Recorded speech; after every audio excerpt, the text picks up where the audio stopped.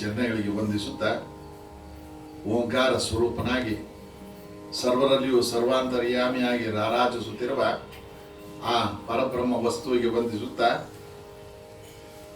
9ನೇ ದಿನದ ಧನುರ್ಮಾಸದ ಕಾರ್ಯಕ್ರಮವನ್ನು ಗೀತಾ ಅರ್ಥದ ಶ್ರವಣದ ಒಂದಿಗೆ ಮುಂದುವರಿಸುತ್ತೇವೆ. ನಿನ್ನೆಯವರೆಗೆ ಕರ್ಮಯೋಗದ 35 ಶ್ಲೋಕಗಳವರೆಗೆ ಬಂದಿದ್ದು, ಅಲ್ಲಿಯವರೆಗೆ ಆಗಿರತಕ್ಕಂಥ ಸಂಕ್ಷಿಪ್ತ ಮಾಹಿತಿಯನ್ನು ಗಮನಿಸೋದಾದರೆ, ಯುದ್ಧಕ್ಕೆ ಬಂದಂಥ ಅರ್ಜುನ ಮೋಹ ಪರವಶನಾಗಿ ಧನುರ್ಬಾಣಗಳನ್ನು ತ್ಯಜಿಸಿ ಯುದ್ಧ ಮಾಡಬೇಕಾ ಮಾಡದೆ ಇರದೆ ಸೂಕ್ತನ, ಯಾವುದು ಸರಿಯಾದಂಥ ಒಂದು ಕ್ರಮ ಅನ್ನೋದನ್ನು ಅರ್ಜುನನ ಪ್ರಶ್ನೆ ಮಾಡ್ತಾ ನನಗೆ ಸೂಕ್ತವಾದಂಥ ಮಾರ್ಗದರ್ಶನ ಕೊಡಪ್ಪ ಅಂತ ಕೇಳಿದಂಥ ಪ್ರಸಂಗ 1ನೇ ಅಧ್ಯಾಯದಿಂದ ಪ್ರಾರಂಭವಾಗಿ ಕೃಷ್ಣ ಪರಮಾತ್ಮ ವಾಸ್ತವವಾಗಿ ಆತ್ಮ ಅನಾತ್ಮ, ಜನ್ಮ ಜನನ ಮರಣ ಮತ್ತು ಹುಟ್ಟು ಸಾವುಗಳ ವಿವರಣೆಗಳನ್ನು ಕೊಡ್ತಾ ಆತ್ಮ ನಾಶವಾಗತಕ್ಕಂಥದ್ದಲ್ಲ, ಸ್ಥಿರವಾಗಿರ್ತಕ್ಕಂಥದ್ದು, ಶಾಶ್ವತವಾಗಿರ್ತಕ್ಕಂಥದ್ದು. ಈ ಪಂಚಭೌತಿಕ ದೇಹಗಳು ನಾಶವಾಗ್ತವೆ ಹೊರತು ಬಟ್ಟೆಗಳನ್ನು ಬದಲಾಯಿಸೋ ರೀತಿಯಲ್ಲಿ ನಾವು ಬದಲಾವಣೆ ಮಾಡ್ತಾ ಹೋಗ್ತೀವಿ. ಆದರೆ ಒಳಗಡೆ ಇರತಕ್ಕಂಥ ಆತ್ಮ ಆ ಪರಮಾತ್ಮನ ಸ್ವರೂಪವಾಗಿದ್ದು ಚೇತನ ಶಾಶ್ವತವಾಗಿರುತ್ತೆ ಅಂತ ಸಾಂಖ್ಯ ಜ್ಞಾನವನ್ನು ಹೇಳ್ತಾ, ಜೊತೆಗೆ ಮಾನವನಾಗಿ ಹುಟ್ಟಿ ಬಂದ ಮೇಲೆ ಕರ್ಮ ಮಾಡದಿರ ಯಾರೂ ಇರಲಿಕ್ಕೆ ಸಾಧ್ಯ ಇಲ್ಲ. ಅದನ್ನ ವಿಶದವಾಗಿ ಹೇಳ್ತಾ, ಕರ್ಮ ಮಾಡೋದು ಯಾವ ರೀತಿ ಮಾಡೋದು ಸೂಕ್ತ ಇರುತ್ತೆ ಅಂತ ನಿಷ್ಕಾಮ ಕರ್ಮ ಅನ್ನೋ ಒಂದು ಪದನ ಬಳಸ್ತಾ, ಕಾಮ ಅಂತ ಅಂದ್ರೆ ಆಸೆ ಕೆಲಸ ಕಾರ್ಯಗಳು, ಅದನ್ನ ಮಾಡ್ತಾ ಕಾಮವನ್ನು ಬಿಡು, ಆಸೆಯನ್ನು ಬಿಡು. ಆಸೆ ಅಂತ ಅಂದ್ರೆ ಹೀಗೆ ಆಗ್ಬೇಕು, ಇಷ್ಟೇ ಆಗ್ಬೇಕು, ಇಂಥ ಸಂದರ್ಭದಲ್ಲೇ ಆಗ್ಬೇಕು ಅನ್ನೋ ನಿರೀಕ್ಷೆಗಳನ್ನ ಬಿಡು. ಪ್ರಯತ್ನ, ಇದು ಆಗ್ಬೇಕು, ಇದು ಹೋಗ್ಬೇಕು, ಈ ರೀತಿ ಇದು ಚೆನ್ನಾಗಿರುತ್ತೆ ಅನ್ನೋ ಅಭಿಪ್ರಾಯವನ್ನ ಅನುಸರಣೆ ಇಟ್ಕೊಂಡು ನಿನ್ನ ಕರ್ಮವನ್ನು ನೀನು ಮಾಡು. ಫಲಾಫಲಗಳನ್ನ ಭಗವಂತನಿಗೆ ಬಿಡು, ಪ್ರಕೃತಿಗೆ ಬಿಡು. ಯಾಕೆಂದ್ರೆ ಇದು ಪ್ರಕೃತಿ ಒಂದು ಚಕ್ರವಾಗಿ ಸುತ್ತುತ್ತಾ ಇದೆ.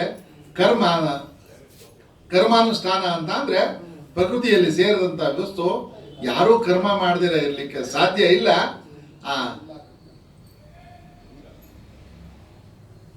ಯಾರೂ ಕರ್ಮ ಮಾಡದಿರ ಇರ್ಲಿಕ್ಕೆ ಸಾಧ್ಯ ಇಲ್ಲ. ಪ್ರತಿಯೊಬ್ಬರು ಕರ್ಮ ಮಾಡಲೇಬೇಕಾಗತ್ತೆ. ಕೃಷ್ಣ ಪರಮಾತ್ಮನೇ ಉದಾಹರಣೆ ಕೊಡ್ತಾರೆ.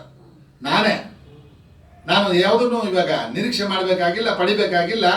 ಆದ್ರೂ ಕೂಡ ನಾನು ನನಗೆ ವಹಿಸಿದಂತ, ನನಗೆ ಬಂದ ಸಂದರ್ಭ, ಸಾರಥಿ, ಡ್ರೈವರ್, ಈಗ ಹೊಸ ಪದ, ಹಳೆ ಸಾರಥಿ, ಅದಕ್ಕೊಂದು ಗೌರವಾನ್ವಿತ ಪದ.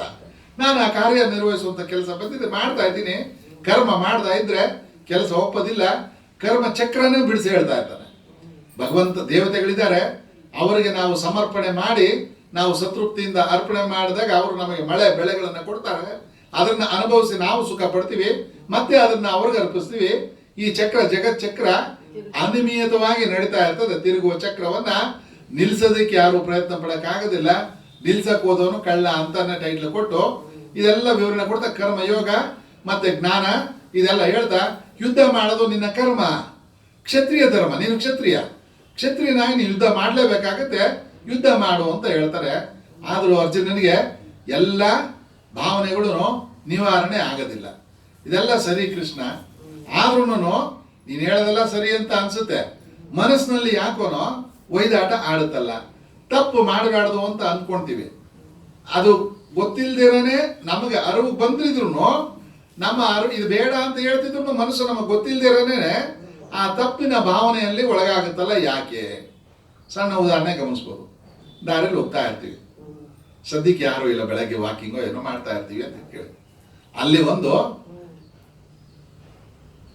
ಒಂದು ಚಿನ್ನದ ಆಭರಣ ಬಿದ್ದಿದೆ ಅಂತ ಇಟ್ಕೊಳ್ಳೋಣ. ಚಿನ್ನನ ರೋಡ್ ಟೆಸ್ಟ್ ಮಾಡಿದ್ಮೇಲೆ ಗೊತ್ತಾಗೋದು, ನೋಡಿದ ತಕ್ಷಣ ಗೊತ್ತಾಗೋದಿಲ್ಲ. ಒಂದು ಆಭರಣ ಬಿದ್ದಿದೆ ಅಂತ ಇಟ್ಕೊಳ್ಳೋಣ. ಯಾಕೆಂದ್ರೆ ಭಗವದ್ಗೀತೆನ ನಮಗೆ ವಹಿಸಿ ನೋಡಿ ಅಂತ ಹೇಳ್ತಾರಲ್ಲ. ಅರ್ಜುನ ಹಂಗಿರ್ಬೋದು, ನಾವೆಲ್ಲ ಶುದ್ಧ ಅಂತ ಅನ್ಕೊಂಡ್ರೆ, ನಮ್ಮ ಭಾವನೆಗಳನ್ನ ಸ್ವಲ್ಪ ನಾವು ಟೆಸ್ಟ್ ಮಾಡಿಕೊಂಡ್ರೆ, ಅಲ್ಲಿ ಬಿದ್ದಿರ್ತಕ್ಕಂಥ ಒಂದು ಲೋಹದ ವಸ್ತುವನ್ನು ನೋಡಿದಾಗ ಮನಸ್ಸು ಏನು ಹೇಳ್ತದೆ? 10 ಜನಕ್ಕೆ 9 ಜನಕ್ಕೆ ಇದ್ದಾರೆ ಯಾರೋ ಒಬ್ರು ಪುಣ್ಯಾತ್ಮ ಇರೋದು, ಇದು ಯಾರದಪ್ಪ ಬರ್ರೋ ನೋಡ್ರೋ ಅಂತ ಕೇಳುವಂತ ವ್ಯಕ್ತಿಗಳು ಇರ್ಬೋದು. ಆದ್ರೆ 9 ಜನಕ್ಕೆ ಅಕ್ಕಪಕ್ಕ ನೋಡಿ ಪಟ್ಟಂತ ಕಾಲದ್ರ ಮೇಲೆ ಇಟ್ಟು ಯಾರು ನೋಡ್ಲಿಲ್ವಾ ಅಂತ ಅಂದು ಆಮೇಲೆ ಮೆತ್ತಗೆ ಎತ್ಕೊಂಡು ಮನೆಗೆ ಬಂದು ಮುಂದಿನ ಕಾರ್ಯಕ್ರಮ. ಇದು ಗೊತ್ತು, ಅದು ನನ್ನದಲ್ಲ, ಬೇರೆಯವ್ರದ್ದು ಅಂತ ಮನಸ್ಸು ಪ್ರಚೋದನೆಗೆ ಒಳಗಾಗುತ್ತೆ. ಯಾಕೆ ಈ ತರ ಆಗುತ್ತೆ? ಇದು ರಾವಣನಿಗೂ ಆಯ್ತು. ನೆನ್ನೆ ನಾವು ಉದಾಹರಣೆ ನೆನೆಸ್ಕೊಂಡಾಗೆ ರಾವಣನಿಗೂ ಆಯ್ತು, ಮತ್ತೆ ದುರ್ಯೋಧನನಿಗೂ ಆಗ್ತಾ ಇದೆ. ಅನೇಕ ವ್ಯಕ್ತಿಗಳು ಎಲ್ಲ ಕಂಸ ಅವನಿಗೆ ಗೊತ್ತಿಲ್ವಾ, ತನ್ನ ಸತ್ಯ ತಂಗಿಯ ಮಕ್ಕಳನ್ನೇ ನಾನು ಕೊಂದು ಪಾಪ ಮಾಡ್ತಾ ಇದ್ದೀನಿ ನನ್ನ ಬದುಕಿಗೋಸ್ಕರ ಅಂತ.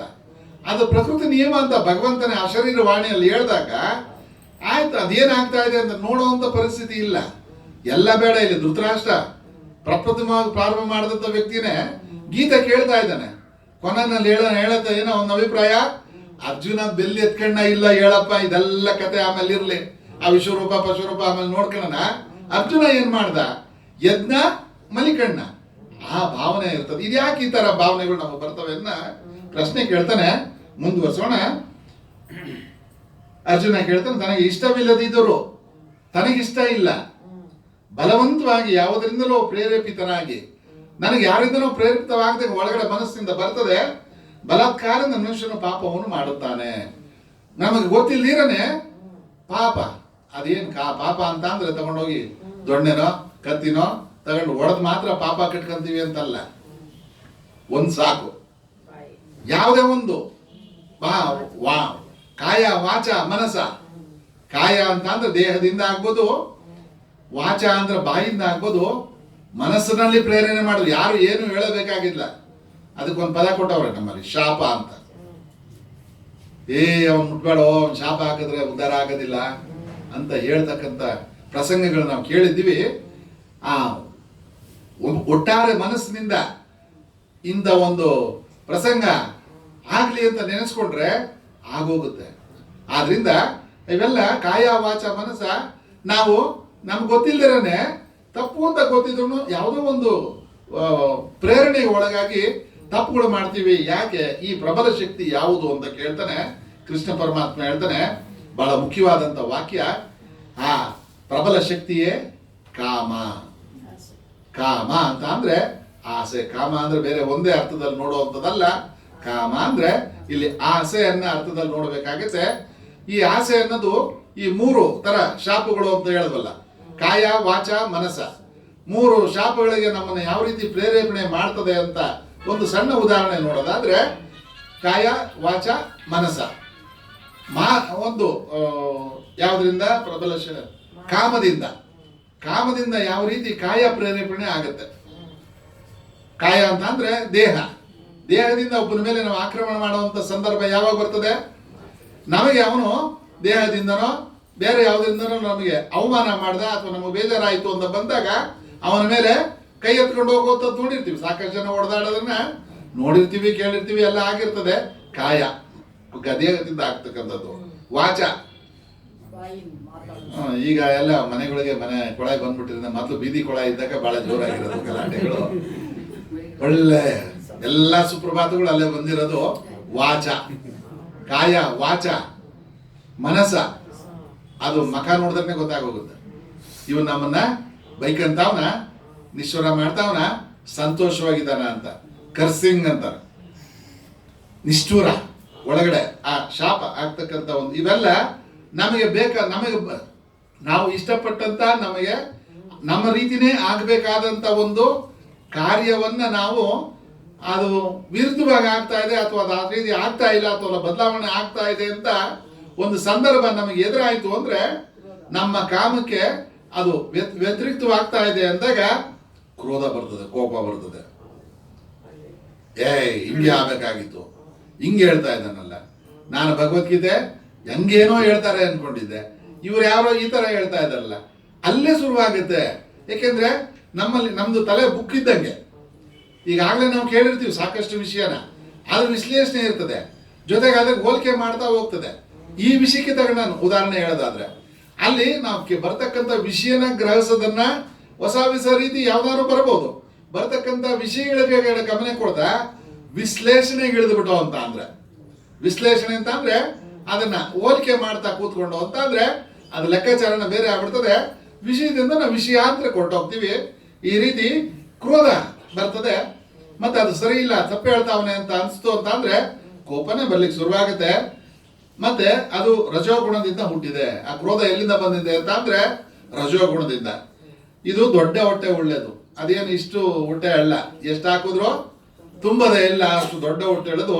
ಮತ್ತೆ ಇದು ಮಹಾಪಾಪಿ, ಬಹಳ ಅಧ್ವಾನ ಮಾಡ್ತದೆ. ಎಲ್ಲಿಗೆ ತಗೊಂಡೋಗಿ ಎಲ್ಲಿಗೆ ಬಿಡ್ತದೆ ಹೇಳಕ್ ಆಗೋದಿಲ್ಲ. ಕೊನೆಗೆ ಪರಪನ ಆಗ್ರಹರಾಗದಂತನೂ ಜಾಗ ಇರ್ತದೆ. ಅರೆಸ್ಟ್ ಆಗಿ ತಗೊಂಡೋಗಿ ಅಲ್ಲಿ ತಗೋಗಿ ಜೈಲಿಗೆ ಹಾಕ್ಬಿಟ್ಟ ಅಂತ ಅಂದ್ರೆ ಅಂತಿಮವಾಗಿ ಜೀವನ ಎಲ್ಲಾನು ಕೊರಗಬೇಕಾದಂತ ಸಂದರ್ಭಗಳು ಸುಮಾರು ಜನ ಅದನ್ನ ಅನುಭವಿಸ್ತಾ ಇರೋದು ನೋಡ್ತಾ ಇದೀವಿ. ಯಾವುದರಿಂದ? ಆ ಒಂದೇ ಒಂದು ಕ್ಷಣದಿಂದ. ಇದು ಶತ್ರುವೆಂದು ತಿಳಿ. ಬೇರೆ ಯಾರೋ ಶತ್ರುಗಳು ಎಲ್ಲೋ ಇದ್ದಾರೆ, ಅಮೆರಿಕದಲ್ಲಿದ್ದಾರೆ, ಯಾವುದೋ ಪಾಕಿಸ್ತಾನದಲ್ಲಿದ್ದಾರೆ ಅಂತ ಭಾವಿಸ್ಬೇಡ. ನಿನ್ನ ಒಳಗಡೆ ಇರತಕ್ಕಂತ ಈ ಕಾಮವೇ ನಿನ್ನ ಶತ್ರು.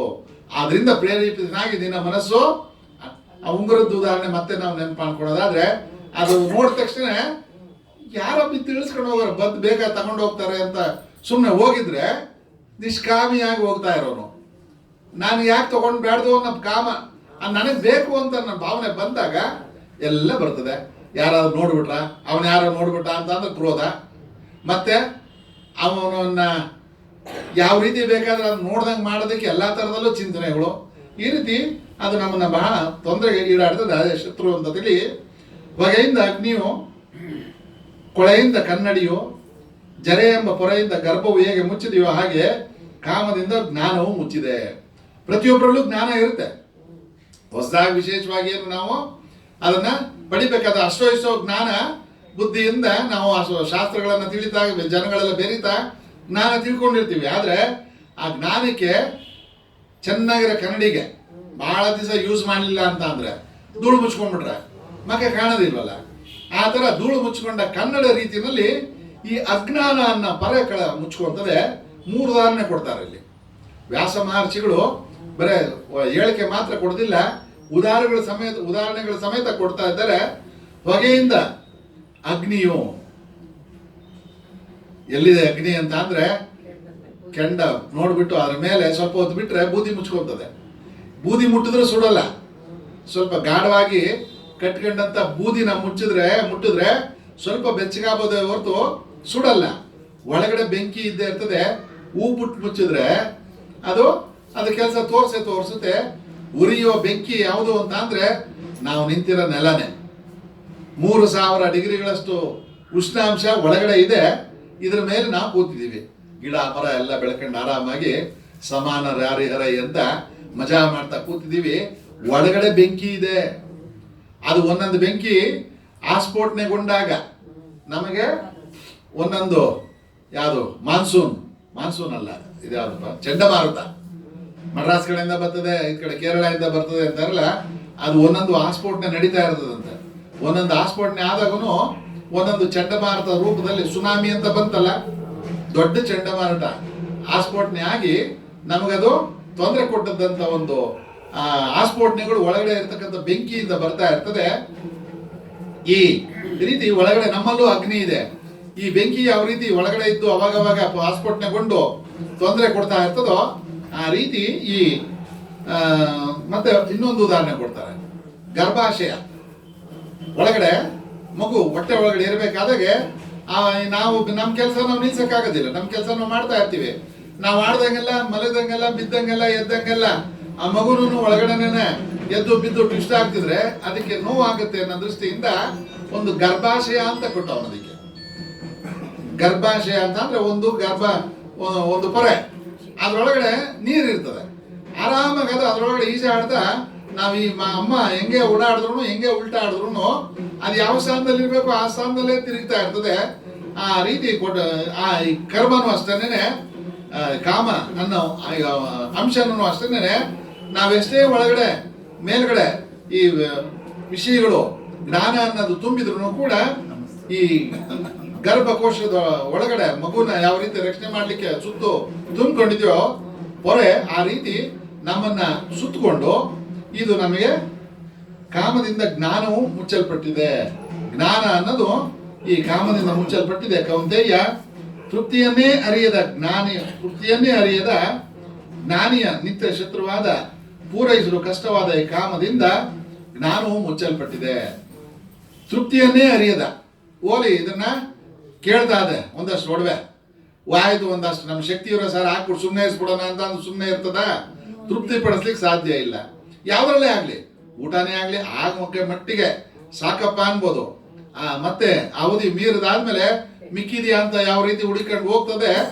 ತೃಪ್ತಿಪನ್ನೇ ಅರಿಯದ ಜ್ಞಾನಿಯ ನಿತ್ಯ ಶತ್ರುವಾದ ಜ್ಞಾನಿಗೆ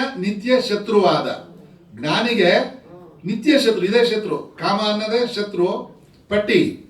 ಭಗವಂತನ ಹತ್ರ ಹೋಗ್ಬೇಕಾದಾಗ ನಾವು ಏನೇನು ಕೋರಿಕೆಗಳು ಅನ್ನೋದು ಇಟ್ಕೊಂಡು ಕಾಮ ಅನ್ನೋ ಒಂದು ವಿಷಯನೇ ನಮಗೆ ಕಷ್ಟ ಆಗುತ್ತೆ, ಪೂರೈಸಲು ಕಷ್ಟವಾಗದ. ಇದನ್ನ ತೃಪ್ತಿಪಡಿಸಲಿಕ್ಕಾಗದ ಇರುವಂತ ಈ ಕಾಮದಿಂದ ಜ್ಞಾನವು ಮುಚ್ಚಲ್ಪಟ್ಟಿದೆ. ಜ್ಞಾನ ತಿಳುವಳಿಕೆ ಅನ್ನೋದು ಈ ಕಾಮದಿಂದ ಓವರ್ಟೇಕ್ ಆಗೋಗಿದೆ, ಓವರ್ಲ್ಯಾಪ್ ಆಗೋಗಿದೆ ಅಂತ ಹೇಳ್ತಾ ಇದ್ದಾರೆ. ಇಂದ್ರಿಯಗಳು, ಮನಸ್ಸು, ಬುದ್ಧಿ ಇವು ಕಾಮಕ್ಕೆ ಆಶ್ರಯ ಸ್ಥಾನಗಳು. ಇದು ಎಲ್ಲೆಲ್ಲಿ ಕೂತಿದೆ ಅಂತ ಅಂದ್ರೆ ಇಂದ್ರಿಯಗಳು, ಮನಸ್ಸು, ಬುದ್ಧಿ, ಮೂರು ದಿಕ್ಕೆ ಸ್ಥಾನಗಳು.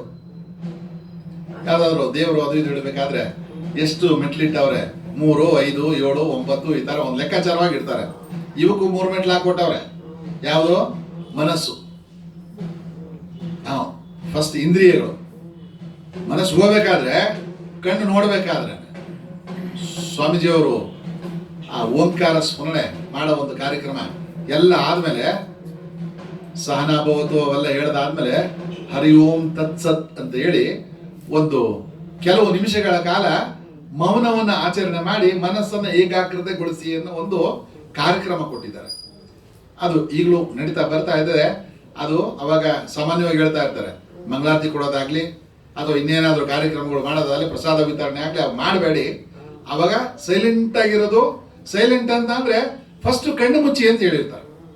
ಯಾಕಂದ್ರೆ ಇದೆ ಎಲ್ಲ ನೋಡ್ತಾ ಇದ್ರೆ ಅವ್ರು ಹಿಂಗಂತ ಇವ್ರು ಹಂಗಾಡ್ತಾವ್ರೆ, ವಿಚಲಿತವಾಗ್ತಾ ಇರ್ತದೆ ಮನಸ್ಸು. ಕಣ್ಣನ್ನು ಮುಚ್ಚಿ ಮನಸ್ಸಿಂದ ಏಕಾಗ್ರತೆಗೆ ಕೂಡಿ ಅನ್ನೋ ಒಂದು ಭಾವನೆಯನ್ನು ನಮಗೆ ಕೊಟ್ಟಿರ್ತಕ್ಕಂಥ ಅದನ್ನು ನೆನೆಸ್ಕೊಂಡಾಗ ಇಂದ್ರಿಯಗಳನ್ನ ಫಸ್ಟ್ ನಿಯಂತ್ರಣ ಮಾಡಬೇಕು. ಮತ್ತೆ ಮನಸ್ಸು ಇಂದ್ರಿಯ ಅಕಸ್ಮಾತ್ ನೋಡ್ತು, ಆಯ್ತು ನೋಡಿದ್ದೆ ಸುಮ್ಮನೆ ಕೂತ್ಕೊ ಅಂತ ಹೇಳೋದಲ್ಲ, ಅದರಿಂದನೇ ಓಡೋದಕ್ಕೆ ಶುರುವಾದ್ರೆ ಮನಸ್ಸು ಹೇಳ್ಕೊಂಡು ಹೋಯ್ತು. ಕೊನೆಗೆ ಬುದ್ಧಿ ಹೇಳ್ತದೆ ಬೇಡ ಇವಾಗಲ್ಲ. ಈಗ ನಮ್ಮ ಮನಸ್ಸುಗಳಲ್ಲಿ ನಡೀತಾ ಇರತಕ್ಕಂಥ ಭಾವನೆಗಳನ್ನ ನಾವು ನೆನೆಸ್ಕೊಂಡ್ರೆ, ಶ್ರವಣ ಕೇಳ್ತಾ ಇದ್ಯಾ, ಮನೆ ಕಡೆ ಯಾಕೆ ಹೋಗಿದ್ಯಾ, ಶ್ರವಣ ಕೇಳ್ತಾ ಇದ್ಯಾ, ಅದ್ಯಾರೋ ಬರ್ತಾರೆ ಅನ್ನೋ ನಿರೀಕ್ಷೆ ಇತ್ತು, ಬರ್ತಾರೋ ಇಲ್ಲೋ ಅದ್ ಕಡೆಗೆ ಆಗಿ ಹೋಗಿದ್ಯಾ, ಅಲ್ಲ ಇವ ಅನಿರೀಕ್ಷಿತ ನಿರೀಕ್ಷೆಗಳು, ಲೆಕ್ಕಾಚಾರಗಳು ಮನಸ್ಸಿನಲ್ಲಿ ಏನಾದ್ರು ಆ ನಿರೀಕ್ಷೆಗಳು ಇತ್ತು ಅಂದ್ರೆ ಪದೇ ಪದೇ ಅದ್ ಕಡೆ ಎಳಿತಾ ಇರ್ತದೆ. ಮತ್ತೆ ಬುದ್ಧಿ ಅನ್ನೋದು ಒಂದು ಹೇಳ್ತಾ ಇರ್ತದೆ ಬೇಡ, ಅದನ್ನ ಒಂದು 10 ನಿಮಿಷ, ಇನ್ನೊಂದು 9 ರಿಂದ 9:15 ಗಂಟೆ ಅಂತ ಅರ್ಧ ಗಂಟೆ ಇಟ್ಟಿದ್ದಾರೆ. ಇನ್ನೊಂದು 15 ನಿಮಿಷ, 17 ನಿಮಿಷ ಆಗೋಗಿದೆ. ಇನ್ನೊಂದು ಕೆಲವು ಕ್ಷಣಗಳು ಕೂತ್ಕೊಂಡು ಗಮನ ಎತ್ಕಡೆ ಕೊಡುವಂತ ಬುದ್ಧಿ ಹೇಳ್ತಾ ಇರ್ತದೆ.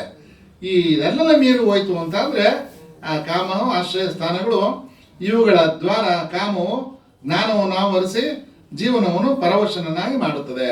ನಾವು ಯಾಮಾರದು ಅಂತ ಅಂದ್ರೆ ನಮ್ಮನ್ನ ಎಳ್ಕೊಂಡು ಹೋಗಿ ಪರವಶ, ಸ್ವತಂತ್ರ ಅಲ್ಲ ಪರತಂತ್ರಕ್ಕೆ ತಗೊಂಡು ಬಿಟ್ಬಿಡ್ತದೆ. ಆದ್ರಿಂದ ಹೇ ಭರ್ತರ್ಷಭ, ನೀನು ಮೊದಲು ಇಂದ್ರಿಯಗಳನ್ನು ಸ್ವಾಧೀನ ಮಾಡಿಕೊಂಡು ಜ್ಞಾನ ವಿಜ್ಞಾನಗಳನ್ನು ನಾಶ ಮಾಡುವ ಈ ಪಾಪಿಯನ್ನು ನಾಶ ಮಾಡು. ಫಸ್ಟು ಇಂದ್ರಿಯಗಳನ್ನು ನೀನು ಸ್ವಾಧೀನ ಮಾಡಿಕೋ. ಫಸ್ಟ್ ಸೆಟ್ ಏನಿದೆ ನಮ್ಮನ್ನ ಹೇಳ್ಕೊಂಡು ಹೋಗ್ತಕ್ಕಂಥ ಸೆಟ್ ಕಿಟಕಿಗಳು, ಅದನ್ನ ಮುಚ್ಚು. ಆಮೇಲೆ ಜ್ಞಾನ ಅಂದ್ರೇನು, ವಿಜ್ಞಾನ ಅಂತ ಅಂದ್ರೇನು. ಜ್ಞಾನ ಅಂತ ಅಂದ್ರೆ ಸಾಮಾನ್ಯ ತಿಳುವಳಿಕೆ, ವಿಜ್ಞಾನ ಅಂತ ಅಂದ್ರೆ ವಿಶೇಷವಾದಂತ ಜ್ಞಾನ. ಅದನ್ನ ಏನ್ ಹೇಳ್ತದೆ, ಜ್ಞಾನದಲ್ಲಿ ಸಾಮಾನ್ಯ ತಿಳುವಳಿಕೆ ಏನ್ ಹೇಳ್ತದೆ, ವಿಶೇಷವಾದಂತ ಜ್ಞಾನ ಅಂದ್ರೆ ಪರಮಾತ್ಮ, ಜೀವಾತ್ಮ ಇತ್ಯಾದಿಯಾಗಿ ಮಾನವ ನಾನ್ಯಾರೆಂದು ವಿಚಾರಿಸುವ ಪದದ ಅರ್ಥನ ಬಿಡಿಸ್ತಾ ಹೋದಾಗ ವಿಶೇಷ ಜ್ಞಾನ ಆಗುತ್ತೆ. ಇವುಗಳೆಲ್ಲ ಜ್ಞಾನಗಳನ್ನು ನಾಶ ಮಾಡುವ ಈ ಪಾಪಿಯನ್ನು ನಾಶ ಮಾಡು. ಇವೆಲ್ಲ ಹೇಳಿ ಆ ಕಾಮ ಅನ್ನೋ ಪಾಪಿನ ಸ್ವಲ್ಪ ನಿಯಂತ್ರಣದಲ್ಲಿ ಇಟ್ಕೋ. ವಿಷಯಗಳಿಗಿಂತ ಇಂದ್ರಿಯಗಳು ಶ್ರೇಷ್ಠ. ವಿಷಯಗಳು ಅಂತಂದ್ರೆ ಆಚೆ ಕಾಣ್ತಕ್ಕಂಥದ್ದು, ಆಚೆ ಕಾಣ್ತಕ್ಕಂಥ ವಿಷಯಗಳು ಅದೇನಾದ್ರೂ ಆಗಿರ್ಬೋದು. ನಮ್ಮನ್ನ ಆಕರ್ಷಣೆಗೊಳಿಸ್ತಕ್ಕಂಥವು ಯಾವಿದಾವೆ ಅದು ವಿಷಯಗಳಾಗ್ತವೆ. ಅದಕ್ಕಿಂತ ಇಂದ್ರಿಯಗಳು ಶ್ರೇಷ್ಠ. ಇಂದ್ರಿಯಗಳಿಗಿಂತ ಮನಸ್ಸು ಶ್ರೇಷ್ಠ. ಮನಸ್ಸಿಗಿಂತ ಬುದ್ಧಿ ಹೆಚ್ಚಿನದು, ಬುದ್ಧಿಗಿಂತ ಆತ್ಮನು ಶ್ರೇಷ್ಠನು. ಇವೆಲ್ಲ ಒಂದ್ರ ಮೇಲೆ ಒಂದು ಸ್ಟೆಪ್ ಬೈ ಸ್ಟೆಪ್ ಮಾಡಿರ್ತಕ್ಕಂಥ ಮೆಟ್ಟಿಲುಗಳು. ವಿಷಯ ನೋಡಿದ ತಕ್ಷಣನೇ ಅದ್ ಕಡೆ ಹೋಗುವಂಥದ್ದು ಬೇಡ, ಅದನ್ನ ತಡೆ ಹಿಡಿ, ಮನಸ್ಸು ಹೋಯ್ತು ಅಂದ್ರೂ ಬುದ್ಧಿಯಿಂದ ಅದನ್ನ ಹಿಂದಕ್ಕೆ ತಗೊಂಡೋಗಂತ ಪ್ರಯತ್ನ ಮಾಡು. ಇವೆಲ್ಲವನ್ನು ಸಾಕ್ಷಿಯಾಗಿ ನೋಡಿರ್ತಕ್ಕಂಥ ಆತ್ಮ ಸ್ವರೂಪ ಒಂದಿದೆ, ಅದ್ ಕಡೆ ನಿನ್ನ ಗಮನ ಇರಲಿ ಅಂತ ಮುಂದುವರ್ಸ್ತಾ ಇದ್ದಾರೆ. ಈ ವಿಧವಾಗಿ ಬುದ್ಧಿಗಿಂತ ಹೆಚ್ಚಿನದಾದ ಆತ್ಮವನ್ನು ತಿಳಿದುಕೊಂಡು ತನ್ನನ್ನು ತಾನು ಸ್ಥಿರಪಡಿಸಿಕೊಂಡು ದುರ್ಜಯವಾದ ಶತ್ರುವಾದ ಕಾಮವನ್ನು ಜಯಿಸು. ಕೊನೆಯ ಶ್ಲೋಕ ಹೇಳ್ತಾ ಇದ್ರೆ ಕರ್ಮಯೋಗದಲ್ಲಿ ದುರ್ಜಯವಾದ ಶತ್ರುವಾದ ಕಾಮವನ್ನು ಜಯಿಸೋದು ಯಾವ ರೀತಿ ಅಂತ ಅಂದ್ರೆ ಬುದ್ಧಿಗಿಂತ ಹೆಚ್ಚಿನದಾದ ಆತ್ಮನನ್ನು ತಿಳಿದುಕೊಂಡು. ಆತ್ಮ ಅನ್ನೋ ಬುದ್ಧನೆ, ಮನಸ್ಸು ಬುದ್ಧಿ ಈ ಇಂದ್ರಿಯಗಳು ಪರತಂತ್ರ ಅವು ಹೇಳ್ತವೆ. ಅದ್ರ ಮೇಲೊಬ್ಬ ಸಾಕ್ಷಿ ಸ್ವರೂಪ ಇದ್ದಾನೆ, ಅವನು ತೀರ್ಮಾನ ಕೊಟ್ಟು ಬೇಡ ಸುಮ್ಮನಿರು ಇದೆಲ್ಲ ಸರಿ ಇಲ್ಲ ಅನ್ನೋ ಒಂದು ಅಂಶಕ್ಕೆ ನಿಂತು ನೋಡ್ತಾ ಇರ್ತಕ್ಕಂಥ ಆ ಪರಬ್ರಹ್ಮ ವಸ್ತುವಿನ ಸ್ಥಿತಿಯನ್ನು ನೆನೆದು ನೀನು ಆತ್ಮನನ್ನು ತಿಳಿದುಕೊಂಡು ತನ್ನನ್ನು ತಾನು ಸ್ಥಿರಪಡಿಸ್ಕೊಬೇಕಾಗುತ್ತೆ. ಚೇರ್ ಇರ್ತದೆ, ಬಿಗಿಯಾಗಿ ಭದ್ರವಾಗಿ ಕೂತ್ಕೊಂಡ್ರೆ ಬಿಗಿಯಾಗಿ ಇರ್ತದೆ. ಅದನ್ನ ಈ ಅರ್ಥ ಎಳ್ಕೊಂಡೆಲ್ಲ ಕೊನೆಗೆ ಹೋಗಿ ಸೇರ್ಕೊಂಡು ದಬಾಕಂತು ಅಂತ ಅಂದ್ರೆ ಬಿದ್ದು ಹೋಗೋ ಸಾಧ್ಯತೆಗಳು ಇರ್ತವೆ. ಅದರಲ್ಲಿ ನಮ್ಮ ಮನಸ್ಸನ್ನ ಆತ್ಮನ ಸ್ಥಾನದಲ್ಲಿ ನಿಲ್ಲಿಸಿ ಅದನ್ನ ಕಾಮವನ್ನು ಜಯಿಸಿ ಸ್ಥಿರವಾಗಿ ಅದನ್ನ ಕಲ್ತ್ಕೊ ಅಂತ ಹೇಳ್ತಾರೆ. ಇಲ್ಲಿಗೆ ಓಂ ತತ್ಸತಿಥಿ ಶ್ರೀಮದ್ ಭಗವದ್ಗೀತಾಸು ಉಪನಿಷತ್ಸು ಬ್ರಹ್ಮವಿದ್ಯಾಯಾಮ್ ಯೋಗಶಾಸ್ತ್ರೇ ಶ್ರೀ ಕೃಷ್ಣಾರ್ಜುನ ಸಂವಾದೆ ಕರ್ಮಯೋಗೋ ನಾಂ ತೃತೀಯೋಧ್ಯಾಯ. 4ನೇ ಅಧ್ಯಾಯ ಪ್ರಾರಂಭವಾಗ್ತದೆ ಜ್ಞಾನಯೋಗ ಅಂತ. ಈ ಜ್ಞಾನಯೋಗದಲ್ಲಿ ಭಗವಂತ ಕರ್ಮಯೋಗದ ಬಗ್ಗೆ ಎಷ್ಟು ಹೇಳಿದ್ರು ಅಗಾಧವಾದದ್ದು, ಮುಕ್ತಾಯ ಆಗದ ಇರತಕ್ಕಂಥದ್ದು. ಜ್ಞಾನವನ್ನು ಪ್ರಧಾನವಾಗಿಟ್ಟುಕೊಂಡು ಕರ್ಮಯೋಗಕ್ಕೆ ಅಗತ್ಯವಾದ ಕರ್ಮಯೋಗದಲ್ಲಿ ಜ್ಞಾನವನ್ನ ನಾವು ಅನುಷ್ಠಾನ ಮಾಡ್ಕೊಂಡು ಚಿಂತನೆ ಮಾಡೋದು ಯಾವ ರೀತಿ ಅನ್ನೋದನ್ನ ಇಲ್ಲಿ ಮುಂದೆ ಇಟ್ಕೊಂಡು ಭಗವಂತ ಈ ಜ್ಞಾನಯೋಗನ ಬೋಧಿಸ್ತಾನೆ. ಜ್ಞಾನಯೋಗ ಬೇರೆ, ಕರ್ಮಯೋಗ ಬೇರೆ ಅಲ್ಲ. ಜ್ಞಾನವನ್ನ ಕರ್ಮದಲ್ಲಿ ಬೆರೆಸಿ, ಕರ್ಮ ಅಂದ್ರೆ ಮಾಡ್ತಕ್ಕಂಥ ಕೆಲಸಗಳು. ಪ್ರಾಣಿಗೂ ಮನುಷ್ಯನಿಗೂ ವ್ಯತ್ಯಾಸ ಏನು ಅಂತಂದ್ರೆ ಮನುಷ್ಯ ಚಿಂತನೆ ಮಾಡಿ ಕೆಲಸ ಮಾಡ್ತಾನೆ, ಪ್ರಾಣಿಗೆ ಅದ್ಯಾವುದೂ ಇಲ್ಲ. ಬೇಕು, ನುಗ್ಗು, ಆಕ್ರಮಣ ಮಾಡು, ಎತ್ಕೊಂಡು ಹೋಗು, ಇದು ಪ್ರಾಣಿಗಳ ಜೀವನ ಆಗುತ್ತೆ. ಅದರೊಳಗೆ ಜ್ಞಾನ ಸೇರಿದಾಗ ಅದು ಜ್ಞಾನ ಯೋಗ ಆಗುತ್ತೆ. ಈ ವಿಷಯದಲ್ಲಿ 4 ಮುಖ್ಯ ವಿಷಯಗಳು ಹೇಳಲ್ಪಟ್ಟಿವೆ. ತನ್ನ ಅವತಾರ ಭಗವಂತ ಯಾವ ರೀತಿ ಉತ್ಪತ್ತಿಯಾದ ಅನ್ನೋದನ್ನ ಹೇಳ್ತಾ ಲೋಕಕ್ಕೆ ಪರಿಚಯ ಮಾಡಿಕೊಂಡು 1ನೇ ಶ್ಲೋಕದಿಂದ 15ನೇ ಶ್ಲೋಕದವರೆಗೆ ಅವತಾರ ರಹಸ್ಯವನ್ನು ಹೇಳ್ತಾ ಹೋಗ್ತಾರೆ. ಮತ್ತೆ ಕರ್ಮದ ರಹಸ್ಯ ಹೇಳ್ತಾರೆ.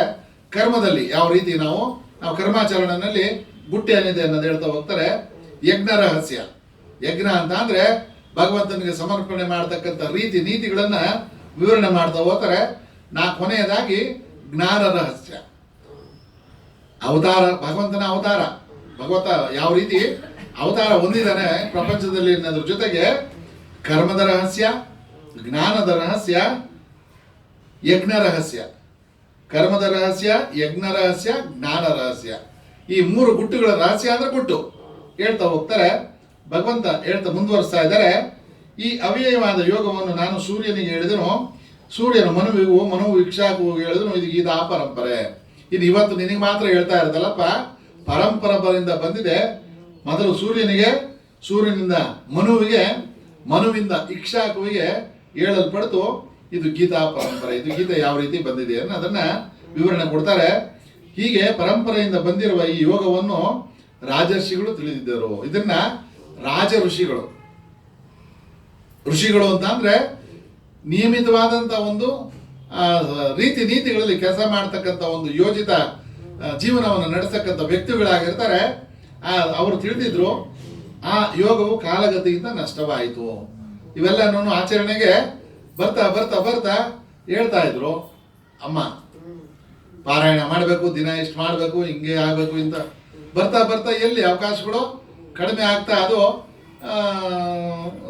ಕಮ್ಮಿ ಕ್ಷೀಣ ಆಗ್ತಾ ಅಂತ ಸಂದರ್ಭಗಳು ಇವತ್ತಲ್ಲ, ಅನಾದಿ ಕಾಲದಿಂದ ಬಂದಿದೆ. ಆವಾಗ ಬರೀ ಹೇಳಿಕೆಯಲ್ಲಿ ನಿಂತು ವಾಚಿವರಿಸೋರು ಇಲ್ಲದಂತಾಯ್ತು. ಈ ಪುರಾತನವಾದ ಅತಿ ರಹಸ್ಯವಾದ ಯೋಗ ವಿದ್ಯೆಯನ್ನು ನನ್ನ ಭಕ್ತನೂ ಸಖನೂ ಆಗಿರುವ ನಿನಗೆ ಹೇಳ್ತಿದ್ದೇನೆ. ಇದು ಇನ್ನೊಂದ್ಸತಿ ರಿವಿಷನ್ ಆಗಲಿ ಅನ್ನೋ ಒಂದು ಪುನರಾವರ್ತನೆ ಆಗಲಿ ಅನ್ನೋ ಒಂದು ರೀತಿಯಲ್ಲಿ ಮತ್ತೆ ನಿನಗೆ ಇದನ್ನ ಹೇಳ್ತಾ ಇದ್ದೇನೆ. ಅರ್ಜುನ ಹೇಳ್ತಾನೆ, ಅರ್ಜುನನ ಡೌಟ್ ಬಂದ್ಬಿಡ್ತು, ಏನೋ ಸುತ್ತಾವ್ರಿ ಇವರು ರೀಲು.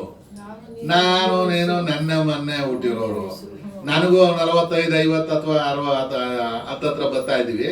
ನೀನು ಒಂದು 2 ವರ್ಷ ದೊಡ್ಡವನು ಇರ್ಬೋದು. ಸೂರ್ಯನಿಗೆಲ್ಲ ಹೇಳ್ಕೊಂಬಂದಿದ್ದೀನಿ ಅಂತ ಅಂದ್ರೆ ಸೂರ್ಯ ಎಲ್ಲಿರೋನು, ಇಕ್ಷಾಕು ಎಲ್ಲಿ ಅವನು, ಇದ್ಯಾಕೆ, ಇದೇನೋ ನನಗೆ ಅರ್ಥ ಆಗ್ತಾ ಇಲ್ಲ. ಕೃಷ್ಣ ಪರಮಾತ್ಮ ನಿನ್ನ ಜನ್ಮವು ಈಗಿನದು, ಸೂರ್ಯನ ಜನ್ಮವು ಬಹಳ ಹಿಂದಿನದು. ಹೀಗಿರುವಾಗ ಯೋಗ ವಿದ್ಯೆಯನ್ನು ಸೂರ್ಯನಿಗೆ ಹೇಳಿದೆ ಎಂಬುದನ್ನು ಹೇಗೆ ನಂಬಲಿ? ಅಲ್ಲಿಂದ ಹೇಳ್ಕೊಂಬತ್ತಾ ಇದ್ದೀನಿ ಅಂತ ಅಂದ್ರೆ ಹೇಗೆ ನಾನು ನಂಬಲಿ ಅಂತಾನೆ. ನನಗೂ ನಿನಗೂ ಅನೇಕ ಜನ್ಮಗಳು ಬಂದು ಹೋಗಿದೆ, ಅವುಗಳನ್ನೆಲ್ಲ ನಾನು ಬಲ್ಲೆನು, ಹೇ ಪರಂತಪ್ಪ ನೀನು ಅರಿಯಲಾರೆ. ನನಗೆ ಎಷ್ಟು ಜನ್ಮ ಬಂದು ಹೋಗಿದೆ ಅನ್ನೋದನ್ನ ನಾನು ನೆನಪಿಟ್ಕೊಂಡಿದ್ದೀನಿ, ಜ್ಞಾಪಕ ಇಟ್ಕೊಂಡಿದ್ದೀನಿ, ಆದ್ರೆ ನೀನು ಅದನ್ನು ಮರ್ತಿದ್ಯಾ ಅಂತ ಹೇಳ್ತಾ ಇದ್ದಾರೆ. ನಾನು ಅಜನು ಅವ್ಯಯನು, ಪ್ರಾಣಿಗಳಿಗೆ ಪ್ರಭುವಾದ ನಾನು ನನ್ನ ಪ್ರಕೃತಿಯನ್ನು ವಶ ಮಾಡಿಕೊಂಡು ನನ್ನ ಮಾಯಾ ವಿಲಾಸದಿಂದ ಸಂಭವಿಸುತ್ತೇನೆ. ನಾನು ಅಂತ ಅಂದ್ರೆ ಕೃಷ್ಣ ಅಂತ ಅಂದ್ರೆ ಭೌತಿಕವಾಗಿ ಇರ್ತಕ್ಕಂಥ ಕಪ್ಪು ಬಣ್ಣದ ಪಿಳ್ಳಂಗೋವಿ ಅವೆಲ್ಲ ಇಟ್ಕೊಂಡಿರ್ತಕ್ಕಂಥ ಕೃಷ್ಣ ಅಂತ ಭಾವಿಸೋದಲ್ಲ.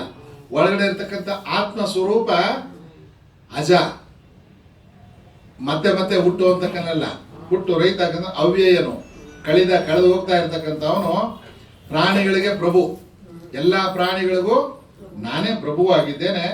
ಪ್ರಕೃತಿಯನ್ನು ವಶ ಮಾಡಿಕೊಂಡು ನನ್ನ ಮಾಯಾ ವಿಲಾಸ ಸಂಭವಿಸುತ್ತೇನೆ. ಪ್ರಕೃತಿಯನ್ನೆಲ್ಲ ನನ್ನ ನಿಯಂತ್ರಣದಲ್ಲಿ ಇಟ್ಕೊಂಡು ಮಾಯಾ ವಿಲಾಸದಿಂದ ದಶಾವತಾರಗಳ ವರ್ಣನೆ ನೆನೆಸ್ಕೊಬೋದು. ಸಂದರ್ಭೋಚಿತವಾಗಿ ಬೇರೆ ಬೇರೆ ಜನ್ಮಗಳಲ್ಲಿ ಅಧರ್ಮವನ್ನ ಧ್ವಂಸ ಮಾಡಿ ಧರ್ಮ ಸ್ಥಾಪನೆಗಾಗಿ ಬಂದಂತ ರೀತಿಯಲ್ಲಿ ನಾನು ಸಂಭವಿಸ್ತಾ ಇರ್ತೀನಿ. ಧರ್ಮವು ನಷ್ಟವಾಗಿ ಅಧರ್ಮವು ವೃದ್ಧಿಯಾದಾಗ ನನ್ನನ್ನು ನಾನು ಸೃಷ್ಟಿ ಮಾಡಿಕೊಳ್ಳುತ್ತೇನೆ. ಯದಾ ಯದಾ ಹಿ ಧರ್ಮಸ್ಯ ಗ್ಲಾನಿರ್ಭವತಿ ಭವರ್ತ. ಒಂದು ಬಹಳ ಮುಖ್ಯವಾದಂತ ಶ್ಲೋಕ. ಎಲ್ಲಿ ಅಧರ್ಮ ವ್ಯಾಪಿಸುತ್ತೆ, ಅಧರ್ಮ ಅಂತ ಅಂದ್ರೆ ಎಲ್ಲಿ ಕುರುಕ್ಷೇತ್ರದಲ್ಲಿ ಮಾತ್ರನೇ ಅಲ್ಲ, ಯಾವುದೋ ಭಾರತ ದೇಶದಲ್ಲೂ ಅಮೆರಿಕದಲ್ಲೂ ಅಲ್ಲ, ನಾವಿರ್ತಕ್ಕಂಥ ಕ್ಷೇತ್ರದಲ್ಲಿ ಆಗಿರ್ಬೋದು, ನಾವಿರ್ತಕ್ಕಂಥ ವಾತಾವರಣದಲ್ಲೇ ಆಗಿರ್ಬೋದು, ಅನ್ಯಾಯ ನಡೀತಾ ಇದೆ ಅಂತ ಕಂಡು ಬಂದರೆ, ಎಲ್ಲಿ ಅನ್ಯಾಯ ಆಗ್ತಾ ಇದೆ, ಒಳ್ಳೆಯವರಿಗೆ ತೊಂದರೆ ಆಗ್ತಾ ಇದೆ, ಲೆಕ್ಕಾಚಾರ ತಪ್ಪಿ ವ್ಯವಹಾರ ನಡೀತಾ ಇದೆ ಅಂತ ಅಂದ್ರೆ ಅಲ್ಲಿ ಯಾರು ಇಲ್ವಲ್ಲ ಅಂತ ಅಸಹಾಯಕತೆ ಬೇಕಾಗಿಲ್ಲ. ಆ ಭಗವಂತ ಒಬ್ಬ ಇದ್ದಾನೆ, ಅಲ್ಲಿ ಏನು ಅವನು ನಿರ್ಣಯ ಕೊಡಬೇಕು ಅವನು ಕೊಡ್ತಾನೆ. ಅದೇ ಅಂತಿಮ ಹೊರತು ನಮ್ಮ ಏನು ಪ್ರೇರಣೆಗಳು ನಮ್ಮ ಪ್ರಭಾವಗಳು ಇವೆಲ್ಲ ತಾತ್ಕಾಲಿಕ. ಆ ಕ್ಷಣಕ್ಕೆ ಸ್ವಲ್ಪ ಗೆದ್ದಂಗೆ ಕಾಣಬಹುದು, ವಿಜಯ ಆದ ಅವರೇ ಮುಂದೋದಂಗೆ ಕಾಣಿಸ್ಬೋದು. ಅಂತಿಮವಾಗಿ ನಮಗೆ ಸಿಕ್ಕಂತಹದ್ದು ಆ ಭಗವಂತನ ಆಶ್ವಾಸನೆ. ಅದು ಪ್ರತಿಯೊಬ್ಬರನ್ನು ನಾನು ಕಾಪಾಡ್ತೀನಿ, ಇದು ನನ್ನ ಆಶ್ವಾಸನೆ ಅಂತ ಒಂದು ಪ್ರಮಾಣ, ಒಂದು 2-3 ಕಡೆ ಪ್ರಮಾಣ ಮಾಡ್ತಾನೆ ಭಗವಂತ. ಇದೊಂದು, ಮತ್ತೆ ಪರಿತ್ರಾಣಾಯ ಸಾಧೂನಾಂ, ಎಲ್ಲಿ ಯಾರಿಗೆ ತೊಂದರೆ ಆಗುತ್ತೆ ಅಲ್ಲೂ ಕೂಡ ನಾನು ಅವ್ರನ್ನ ಕಾಪಾಡ್ತೀನಿ ಅನ್ನೋ ಒಂದು 2-3 ವಚನಗಳಲ್ಲಿ ಭಗವಂತನ ಆಶ್ವಾಸನೆ ಕೊಟ್ಟಿರೋದ್ರೆ ಇದು ಒಂದು. ಮತ್ತೆ ಅದೇ ಪರಿತ್ರಾಣಾಯ ಸಾಧೂನಾಂ ಮುಂದಿನ ಶ್ಲೋಕನೇ ಅದು. ಸಾಧುಗಳ ರಕ್ಷಣೆಗಾಗಿ, ಸಾಧುಗಳು ಅಂತ ಅಂದ್ರೆ ಸತ್ಕಾಲಕ್ಷೇಪದಲ್ಲಿ ತೊಡಗಿಸ್ತಕ್ಕಂಥ ಒಳ್ಳೆ ವ್ಯಕ್ತಿಗಳು, ಸದ್ಭಾವನೆ ಉಳ್ಳಂಥವ್ರನ್ನ ರಕ್ಷಣೆ ಮಾಡ್ತೀನಿ. ದುಷ್ಕೃತಿಗಳ ವಿನಾಶಕ್ಕಾಗಿ, ಯಾರು ಕೆಟ್ಟವರಿದ್ದಾರೆ ಅವ್ರಿಗೆ ಎಲ್ಲಿ ಎತ್ಕಡೆಯಿಂದ ಬಾಂಬ್ ಬಂದು ಬೀಳ್ತೋ ಹೇಳಕ್ಕಾಗೋದಿಲ್ಲ, ಗೊತ್ತೇ ಇರೋದಿಲ್ಲ, ಅರಿವೇ ಇರೋದಿಲ್ಲ. ಇಂಥ ವ್ಯಕ್ತಿಗೆ ಹಿಂಗಾಯ್ತಾ, ಯಾಕೆಂದ್ರೆ ಉದ್ದೇಶ ಒಳಗಡೆ ಸರಿ ಇಲ್ಲ ಅಂತ ಅಂದ್ರೆ ಎಲ್ಲೋ ಯಾವ ರೀತಿ ಅದು ಆಸ್ಫೋಟನೆಗೊಳ್ತದೆ ಹೇಳಕ್ಕಾಗೋದಿಲ್ಲ. ಧರ್ಮ ಸಂಸ್ಥಾಪನೆಗಾಗಿ, ಅದೆಲ್ಲ ಏನಕ್ಕೆ ಅಂತ ಅಂದ್ರೆ ಧರ್ಮದ ಸಂಸ್ಥಾಪನೆಗೋಸ್ಕರ. ಸಣ್ಣ ಉದಾಹರಣೆಯನ್ನು ನೋಡೋದಾದ್ರೆ ಅನೇಕ ಆಕ್ಸಿಡೆಂಟ್ ನೋಡ್ತಾ ಇರ್ತೀವಿ ನಾವು, ಅಪಘಾತಗಳಾಯ್ತು ಅಂತ. ಸಾವಿರಾರು ಅಡಿ, 100 ಅಡಿ ಎತ್ತರದಿಂದ ಆಕ್ಸಿಡೆಂಟ್ ಆಗಿ ಒಂದು ಪ್ಲೈನು ಬಿದ್ದು ನಾಶ ಆಗುತ್ತೆ. ಪೇಪರಲ್ಲಿ ಬಂದಂತ ಒಂದು ವರದಿ, ಅದರಲ್ಲಿ ಇರತಕ್ಕಂಥ ಪರಿಶೀಲನೆಗೆ ಹೋಗ್ತಾರೆ ಒಂದು ತಂಡ, ನೋಡಿದ್ರೆ ಯಾರೋ ಬದುಕಿ ಎಲ್ಲ ಸುಟ್ಟು ಕರ್ಕಲಾಗಿ ಹೋಗಿದೆ. ಅಲ್ಲೆಲ್ಲ ಬರೀ ಬೂದಿನ ಬಿದ್ದು ಓಡಾಡ್ತಾ ಇದೆ, ಏನೂ ಇಲ್ಲ. ಎಲ್ಲ ಇದೆಲ್ಲ ನಾಶ ಆಗಿದೆ ಅಂತ ಬರ್ಕೊಂಡು ಹೋಗೋಣ ಅಂತ ಹೊರಡ ಕೊಡ್ತಾರೆ. ಇಲ್ಲೋ ಒಂದು ಕೀರಲ್ ಧ್ವನಿ ಕೇಳಿಸ್ತದೆ, ಕಿಯಾಬಿಯಾ ಕಿಯಾಬಿಯಾ ಅಂತ. ಯಾವುದೋ ಮಗು ಅಳ್ತಾ ಇದ್ದಾಗಿದೆಯಲ್ಲ ಅಂತ ನೋಡಿದ್ರೆ ಅದೊಂದು ಮಗು ಒಂದು ಹುಲ್ಲದ ಮೇಲೆ ಬಿದ್ದಿದ್ದು ಅಳ್ತಾ ಇದೆ, ಹೊಟ್ಟೆ ಹಸುವಾಗಿದೆ, ಅದಕ್ಕೆ ಅಳಕ್ ಶುರು ಮಾಡಿದೆ, ಅಳ್ತಾ ಇದೆ. ನೋಡಿದ್ರೆ ಒಂದು ಸಣ್ಣ ಸ್ಕ್ರಾಚ್ ಕೂಡ ಇಲ್ಲ ಅದ್ರೊಳಗಡೆ. ಆ ಎತ್ತರದಿಂದ ಬಿದ್ದು ಅದು ಬದುಕಿದೆ ಅಂತ ಅಂದ್ರೆ ಯಾರು ಕಾಪಾಡಿದ್ರು? ಅಷ್ಟು ಅದ್ರ ಅಪ್ಪ ಇಲ್ಲ, ಅಮ್ಮ ಇಲ್ಲ, ಅದನ್ನ ಓಡಿಸ್ತಾ ಇದ್ದಂತ ಪೈಲಟೇ ಪತ್ತ ಇಲ್ಲ. ಆ ಮಗುಗೆ ಏನು ಆಗದಿರ ಬಿದ್ದು ಇದು ನಾನು ಕತೆ ಹೇಳ್ತಾ ಇಲ್ಲ. ಇತ್ತೀಚೆಗೆ ನಡೆದಂತ ಘಟನೆ ನಡೆದಿದೆ ಅಂತ ಅಂದ್ರೆ ಅದು ಆ ಮಗುನ ಹಣೆ ಬರ ಉಳಿಬೇಕು, ಅದು ಬದುಕಬೇಕು, ಅದೇನೋ ಸಾಧಿಸ್ಬೇಕು ಅನ್ನೋದಿತ್ತು ಅಂತ ಅಂದ್ರೆ ಯಾವ ರೀತಿ ಭಗವಂತ ಕಾಪಾಡ್ತಾನೆ ಗೊತ್ತಿಲ್ಲ. ಆ ರೀತಿ ನಾವು ನಿರಾಶರಾಗಬೇಕಾಗಿಲ್ಲ. ಮತ್ತೆ ಜೀವನನೇ ವ್ಯರ್ಥ ಆಯ್ತು ಅಂತ ನಾವು ಬೇಜಾರು ಮಾಡ್ಕೊಳ್ಳುವಂತ ಅವಶ್ಯಕತೆ ಇಲ್ಲ. ಈ ಒಂದು 2 ಶ್ಲೋಕಗಳನ್ನ ಅವಾಗವಾಗ ಮನಸ್ಸಿಗೆ ನಾವು ಕೊಡ್ತಾ ಭಗವಂತ ಇದ್ದಾನೆ, ಭಗವಂತನ ನಂಬು, ಭಗವಂತನ ನಂಬುದವನಿಗೆ ಖಂಡಿತ ಇವತ್ತಲ್ಲ ನಾಳೆ, ಇವತ್ತು ತೆಂಗಿನಕಾಯಿ ಹೊಡಿತೀನಿ, ಅಲ್ಲಿ ಹೋಗೋಷ್ಟೊತ್ತಿಗೆ ನನಗೆ ಪ್ರತ್ಯಕ್ಷ ಆಗ್ಬಿಡ್ಬೇಕು ಭಗವಂತ ಅಂತ ನಿರೀಕ್ಷೆ ಇಟ್ಕೊಂಡ್ರೆ ತಪ್ಪಾಗುತ್ತೆ. ಪ್ರಾರಬ್ಧನ ಯಾರೂ ಬದಲಾವಣೆ ಮಾಡ್ಲಿಕ್ಕೆ ಆಗೋದಿಲ್ಲ. ಪ್ರಾರಬ್ಧ ಭೋಗಗಳು ಕಳಿಬೇಕು. ಆ ಕಳಿಯೋವಾಗೂ ಭಗವಂತನ ನಾಮಸ್ಮರಣೆ ಮಾಡಿದಾಗ ಉಪಾಯವಾಗಿ ಸ್ವಲ್ಪ ನೋವಿಲ್ಲ, ಪೇನ್ಲೆಸ್ ಅಂತಾರೆ, ನೋವಿರ್ತದೆ. ಆ ಮಾತ್ರೆ ನೋವು ನಿವಾರಕ ಮಾತ್ರೆ ತಗೊಂಡಾಗ ನೋವು ಒಳಗಡೆ ನಮ್ಮ ಕಾಡ್ದಂಗೆ ಮಾಡ್ತಾನೆ. ಭಗವಂತನ ಸ್ಮರಣೆ ಮಾಡಿದಾಗ ಸ್ವಲ್ಪ ಕಡಿಮೆ ಆಗೋಂಗೆ ಕೆಲವೆಲ್ಲ ಯಜ್ಞ ಎಲ್ಲ ಮಾಡ್ತಾರೆ, ನಮಗೆ ಗ್ರಹಗತಿಗಳು ಸರಿ ಇಲ್ಲ, ಶಾಂತಿ ಮಾಡಿಸಿ ಅದು ಇದು ಅಂತ ಹೇಳಿ ಮಾಡಿಸುವಾಗ ಇವೆಲ್ಲ ಗಮನಕ್ಕೆ ಬರ್ತವೆ. ಸಾಧುಗಳ ರಕ್ಷಣೆಗಾಗಿ, ದುಷ್ಕೃತಿಗಳ ವಿನಾಶಕ್ಕಾಗಿಯೂ, ಧರ್ಮ ಸಂಸ್ಥಾಪನೆಗಾಗಿ ಯುಗ ಯುಗದಲ್ಲಿ ನಾನು ಹುಟ್ಟುತ್ತೇನೆ. ಪ್ರತಿ ಯುಗದನು ಶಂಕರಾಚಾರ್ಯ ಎಲ್ಲ ಯುಗದಲ್ಲಿ ಬಂದಿರತಕ್ಕಂಥ ಮಹಾತ್ಮರುಗಳೇ ಭಗವಂತನ ಸ್ವರೂಪದಲ್ಲಿ. ಇವ್ರನ್ನು ನಾವು ಲೆಕ್ಕಕ್ಕೆ ತಗೊಂಡ್ಬೇಕೇನು ಕಳೆದಾಕುವಂಥ ಪ್ರಮೇಯಗಳೇನಿಲ್ಲ. ಅವರ ಈ ಒಂದು ವ್ಯವಹಾರನ ಕಮರ್ಷಿಯಲ್ಗೆ ಅಂತ ತಗೊಂಡೋಗಿದ್ರೆ ನಾವು ಎಷ್ಟೆಷ್ಟೋ ನೋಡ್ಬೋದಾಗಿತ್ತು, ಏನೇನೋ ಮಾಡ್ಬೋದಾಗಿತ್ತು ಅನ್ನೋ ಭಾವನೆ ಹೋಗಿದ್ರೆ ಎಲ್ಗೂ ಹೊರಟೋಗೋದು. ಆಕ್ಚುಲಿ ಇದನ್ನ ಪ್ರಾರಂಭ ಮಾಡಿದ್ದೇನೆ ಫ್ಯಾಕ್ಟ್ರಿ ಮಾಡ್ಲಿಕ್ಕೆ ಅಂತ. ಅವರು ಫೋರ್ಮನ್ ಅವರಾಗಿದ್ದಾಗ ಇದನ್ನೊಂದು ಫ್ಯಾಕ್ಟ್ರಿ ಮಾಡಬೇಕು ಅಂತ ತಗೊಂಡಂತ ಜಾಗನ ಸತ್ಕಾಲಕ್ಷೇಪಕ್ಕೆ ಅಂತ ವಿನಿಯೋಗ ಮಾಡಿ ಬಿಟ್ಟು ಮುಂದುವರ್ಸ್ಕೊಂಡು ಹೋಗ್ಲಿಕ್ಕೆ ಪ್ರೇರಣೆ ಮಾಡ್ತಾ ಇದ್ದಾರೆ. ಎಷ್ಟು ಸಂದರ್ಭಗಳು ಬರ್ತಾ ಇದ್ದಾವೆ, ಓ ಬಾಗಿಲು ತೆಗಿಯಕ್ಕಾಗತ್ತಪ್ಪ ಅನ್ನೋ ಪರಿಸ್ಥಿತಿಗಳು.